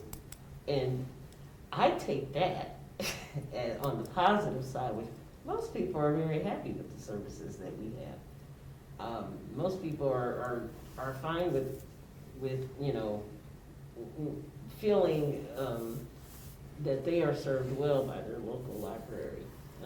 And I think we do a great job. I pump the library all the time because I've lived in other cities and, you know, experienced their libraries too. And they've had way more money, way more dense population, but our library kicks butt, I think, in comparison to even those libraries. And, you know, even though they may have a larger population coming through, but they have a larger population, period. And I think our library, just the services that we have, it's amazing to me, based on our revenue base, you know, and the size. It's a college town, and it's like you were saying, Celeste, even though we get this influx of students from U of I, chances are they're gonna always use their library services, because you've got like 14 libraries in U of I, so they're gonna use those services, which is fine. That way we're not overwhelmed. I don't have a problem with that. But I think we serve our community very well as a library. Can I also say one thing to respond to what you're saying? This is the board's strategic plan. So if you all decide that you want it to be enrich and not empower, or other words altogether, then you choose that. So I just want to be clear, this was our recommendation, but if you don't like it, you should tell us and tell us what you'd like changed so that we can give you a revision that makes you happy so that we can serve our public with it. But I already wrote a T-shirt with the words on it.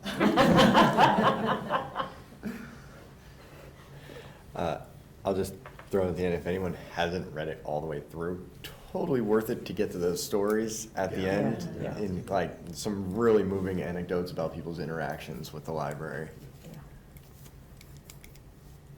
Interesting to point out about when you talk about how many surveys returned, and just looking at the numbers and kind of knowing what Urbana's like, it's interesting that like over 50% of the people who responded were over 60, 80% had no children at home.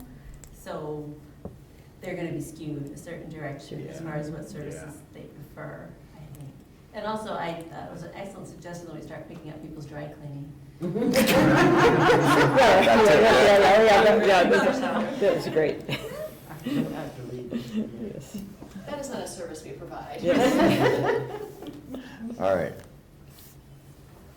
Nothing else? We're gonna move on to our consent agenda. First off, would anyone like to separate anything out of there? Going once, going twice. Sweet. All right. I'll read this all the way through and then request a motion. Our consent agenda consists of board meeting minutes of September 12th, 2023, special board meeting minutes of September 12th, 2023, Payroll for September 22nd, 2023, total of $113,724.30. Payroll for October 6th, 2023, total of $115,149.58. Bills for September 15th, 2023, total $12,778.21. Bills for September 21st, 2023, total $16,565.63. Bills for September 28th, 2023, total $26,009.70. Excuse me. And bills for October 5th, 2023, total $57,245.59. Is there a motion? So moved. All right. We've got Rob and, sorry, who's the second? Second. Sharice? All right. All in favor, say aye. Aye. Any opposed? All right. Our individual items, first one is the updating of the bylaws of the Board of Trustees. Those that involved can correct me if I'm wrong. I believe the only changes were essentially setting a term limit for president, not all officers, just president, and it looked like making it a little bit easier to go ahead and elect a new president should somebody, or another officer if somebody steps out in the middle of their term, rather than having to create a nominating committee and move everything back a couple of months. And then align with the law, with who can attend remotely electronically. Yeah. Thank you. Yes. All right. Is there a motion to adopt those updated bylaws? So moved. All right, Glenn, and a second from Brandon. Thank you. All those in favor say aye. Any discussion? Oh, sorry. Any discussion? No. Sweet. All those in favor say aye. Aye. Any opposed?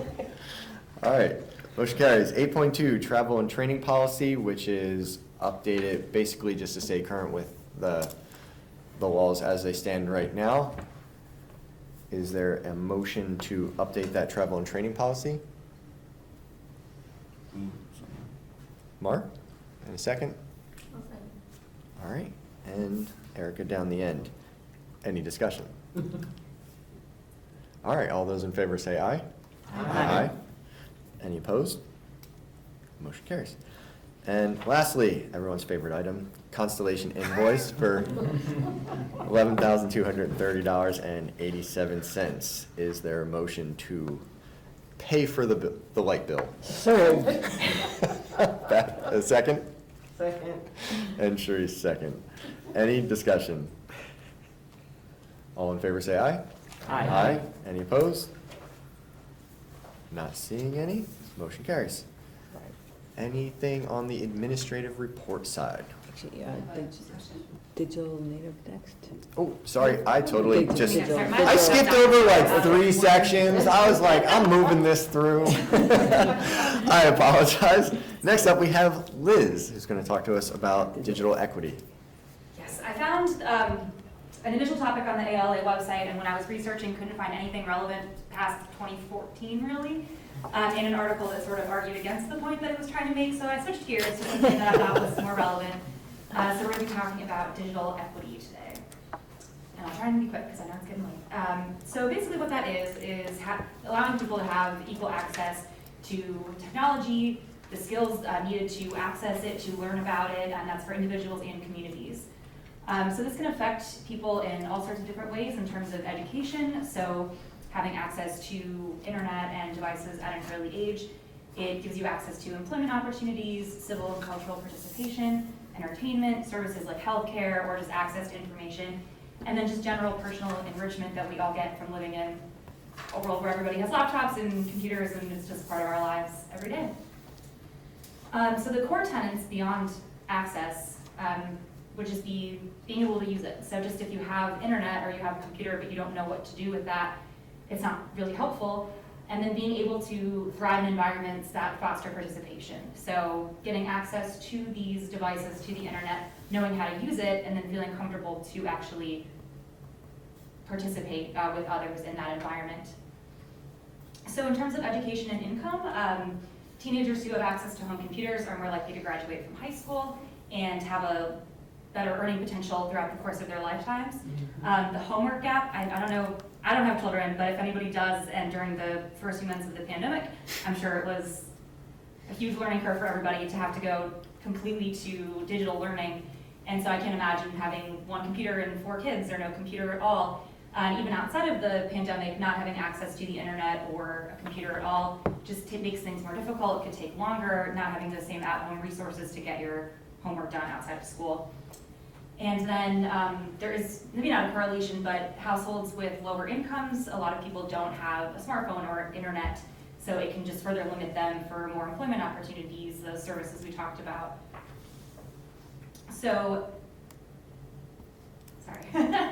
So yes, for libraries, we can do a lot. So a lot of it starts in school, depending on what district you're in, what city you live in. Children have wide gaps in the access that they have to these services. So what libraries are doing, providing internet, devices, literacy education. A really high percentage of public libraries in this country have formal or informal literacy programming. So that might not be scheduled classes, but staff members or volunteers that can kind of walk around computer labs and help people with information. But a decent amount of libraries do have dedicated digital literacy and programs and training staff. And then a lower number have things like coding, robotics, 3D printing, which isn't as necessary in daily life, but is really cool, but I'm sure is difficult in terms of staffing and funding and things like that. So we are already doing a lot of wonderful things, and I'm sure I missed a bunch. This is just from my knowledge and from kind of perusing the website and our event calendar. But our library of things seems to be very extensive. We have laptops, Chromebooks, tablets, the mobile hotspots, I have been told, is a really, really important resource for people. When I first moved, I didn't have internet for like 2 weeks and I couldn't get one because they're always full from what I'm told, but it's still really awesome that we have them at all. And then Rachel, you mentioned a bunch of other services that I wasn't as familiar with, just the databases and things like that that we provide access to. Printing services, even if they don't get high social media engagement, we still have them, and that's really useful for people. I haven't owned a printer since college, so I still come to places like this to print things or at my job. Public Wi-Fi and applications, media software. We have staff assistants. I did see on the website technology volunteers, but it looked like a call to find people, so I don't know if we actually have those at the moment. We do? Okay, just looking for more. Okay, so that's really wonderful. We have, I'm sure, a lot of resources from the U of I for that. Research database is Teen Open Lab. I know that they have a 3D printer and like sewing, like a 3D sewing machine. I don't remember what it's called, but so that's really kind of a step forward. I think that's awesome for the education aspect of this.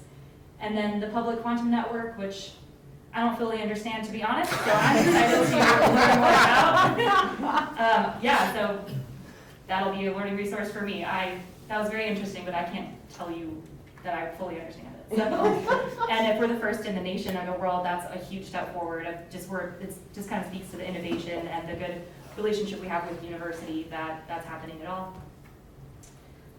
Some resources for improvement. I got a lot of information from the Urban Libraries Council. They have a whole digital equity toolkit with different suggestions, resources, and articles and steps that libraries can take.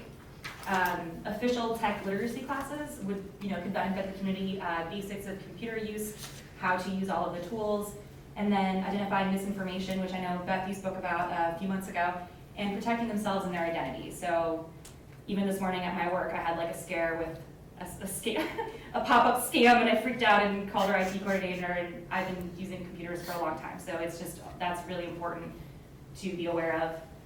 Just a really cool thing that I found through the Urban Libraries Council was in Las Vegas. Their public library partnered with their public transit system to provide anyone that's riding the bus access to Wi-Fi and then everything that the library offers, so ebooks and movies and music and things like that. I know that's a huge undertaking, but I just thought that was really cool example of how to be innovative and provide these resources. And then the Digital Equity Act was passed in 2021. And it's just working to develop, to provide funding to develop more programs to aid public entities such as ourselves and schools to address these gaps. Thank you. Any questions? I'm definitely not an expert on any of this, but yeah. I'm not gonna ask a question, but I am gonna make a comment regarding, because like you said, the digital equity thing, I think a lot of, the issue with having a computer or a smartphone or not is the cost, period. You know, I've got a little laptop, I took my little city council stipend money and all of it to get my laptop. So the cost, if you want a good computer that's not gonna be obsolete next year, you know, or a tablet that's not gonna be obsolete in 5 years or something like that, you have to come out some money. And what you showed with the amount, you said people that make less than $30,000. 30,000, and that was a national total, so that, different Yeah, cities, but our different poverty things. level here in Urbana is pretty high. Yeah, And so that right there can create a huge problem. Some people can get their burner phones and they can have, a little smartphone or a boost that they may be paying so much per month, and that's their only phone. That's the thing, they're on a family plan or something, so they can't even afford to have a computer, a desktop, laptop, or anything like that. And I don't know how one would go about trying to find resources to mitigate that kind of issue, but I think the cost is definitely a huge problem. yeah, I think for most people, in terms of, and it varies by age, a lot of people, an older population, it might just be that learning curve or just lack of interest. But for, I think most people, in terms of education and, younger adults, and cost is a huge prohibitor. Yeah, laptops are very expensive. Even if you afford a cell phone, you can't do everything on a cell phone that you can do on a computer. Exactly. And then just access to those resources as well. So yeah, again, I don't have children, so I don't know what our current school system is like, but from district to district or city to city, it's just a huge disparity between what some children have access to versus others, and then that kind of trickles out into later life, just those early advantages. And having it at school is not always, you need to have something at home.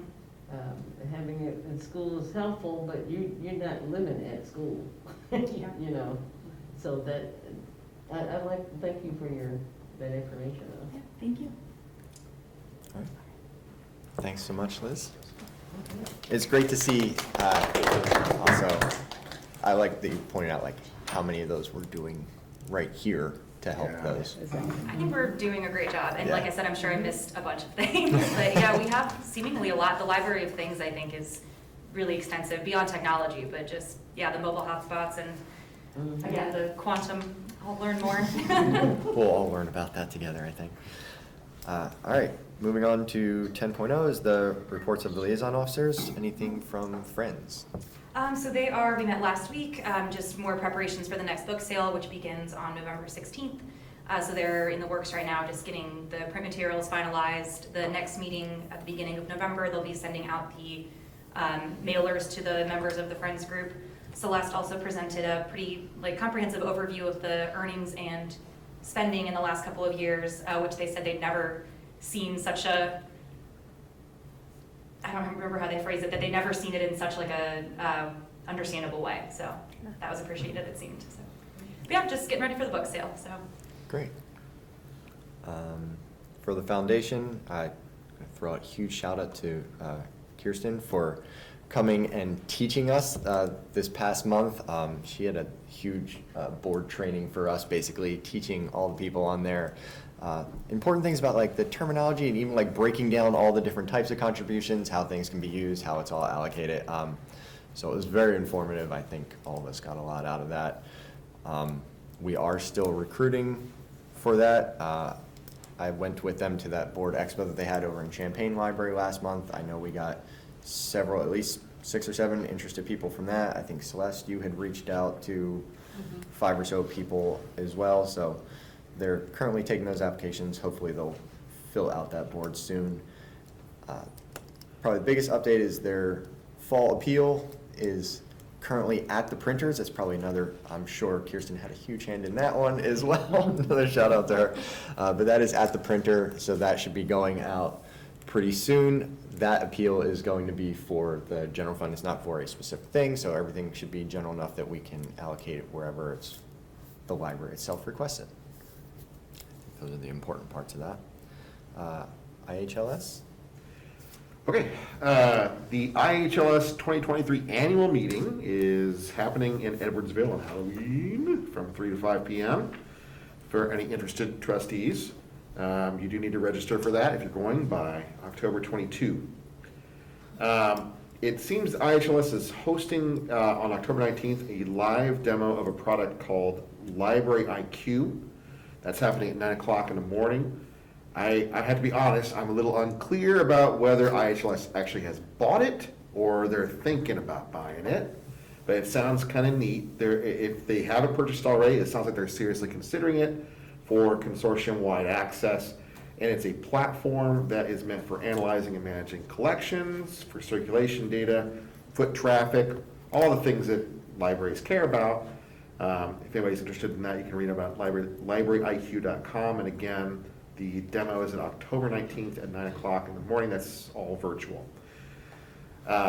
This one's fun. IHLS recently drafted an internal procedure to prevent the spread of bed bugs through interlibrary loans. Oh, okay. This primarily involves, just kind of give you a synopsis of this process. A, find the source of the infestation in terms of which library has it and where it may be found. Isolating materials from that location, sealing off the materials, largely in a garbage bag, determining whether you want to keep it or not. And put them in the freezer. Hey, that's not in their process, but that's a pretty good idea. And then, this one I like a lot, ceasing all deliveries to and from the infested library until a report from a pest control organization states that the said infestation has been curtailed.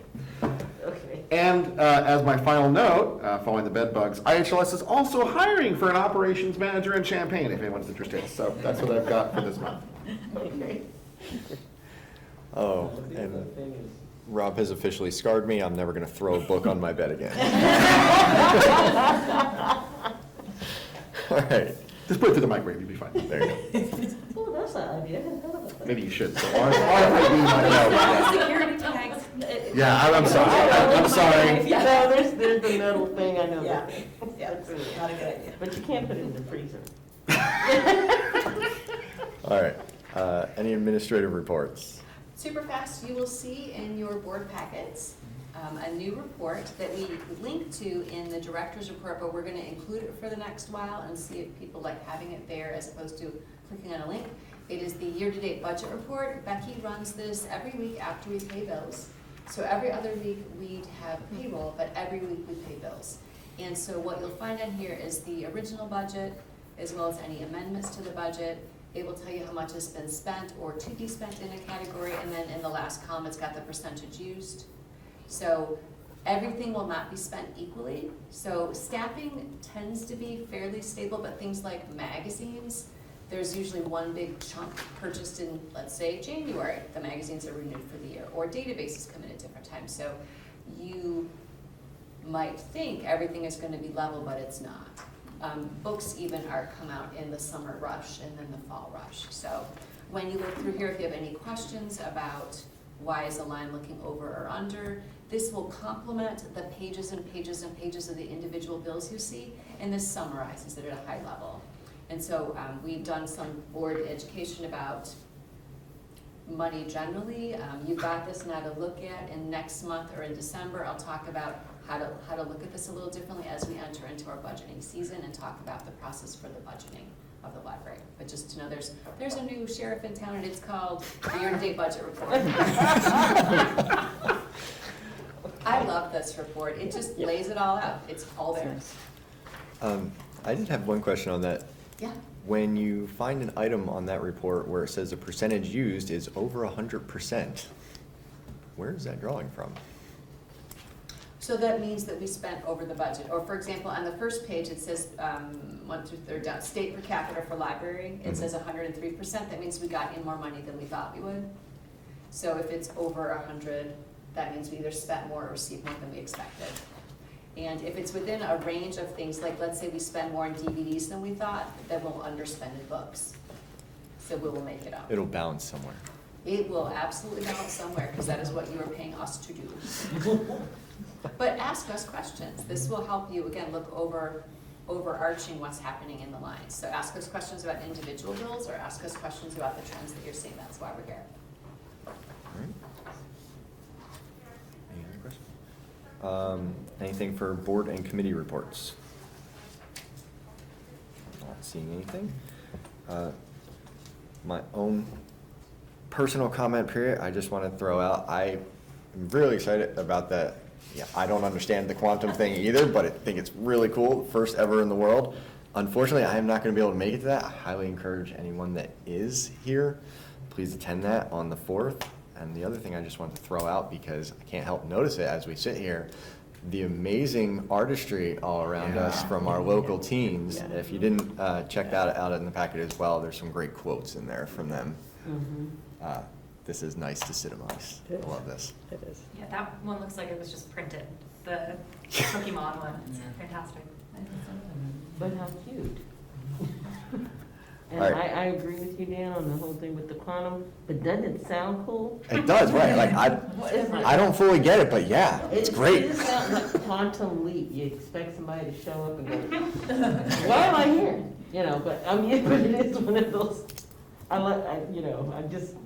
thought it was, I like her explanation, because I have no idea what any of that stuff is either. But I thought she gave a very good explanation, so.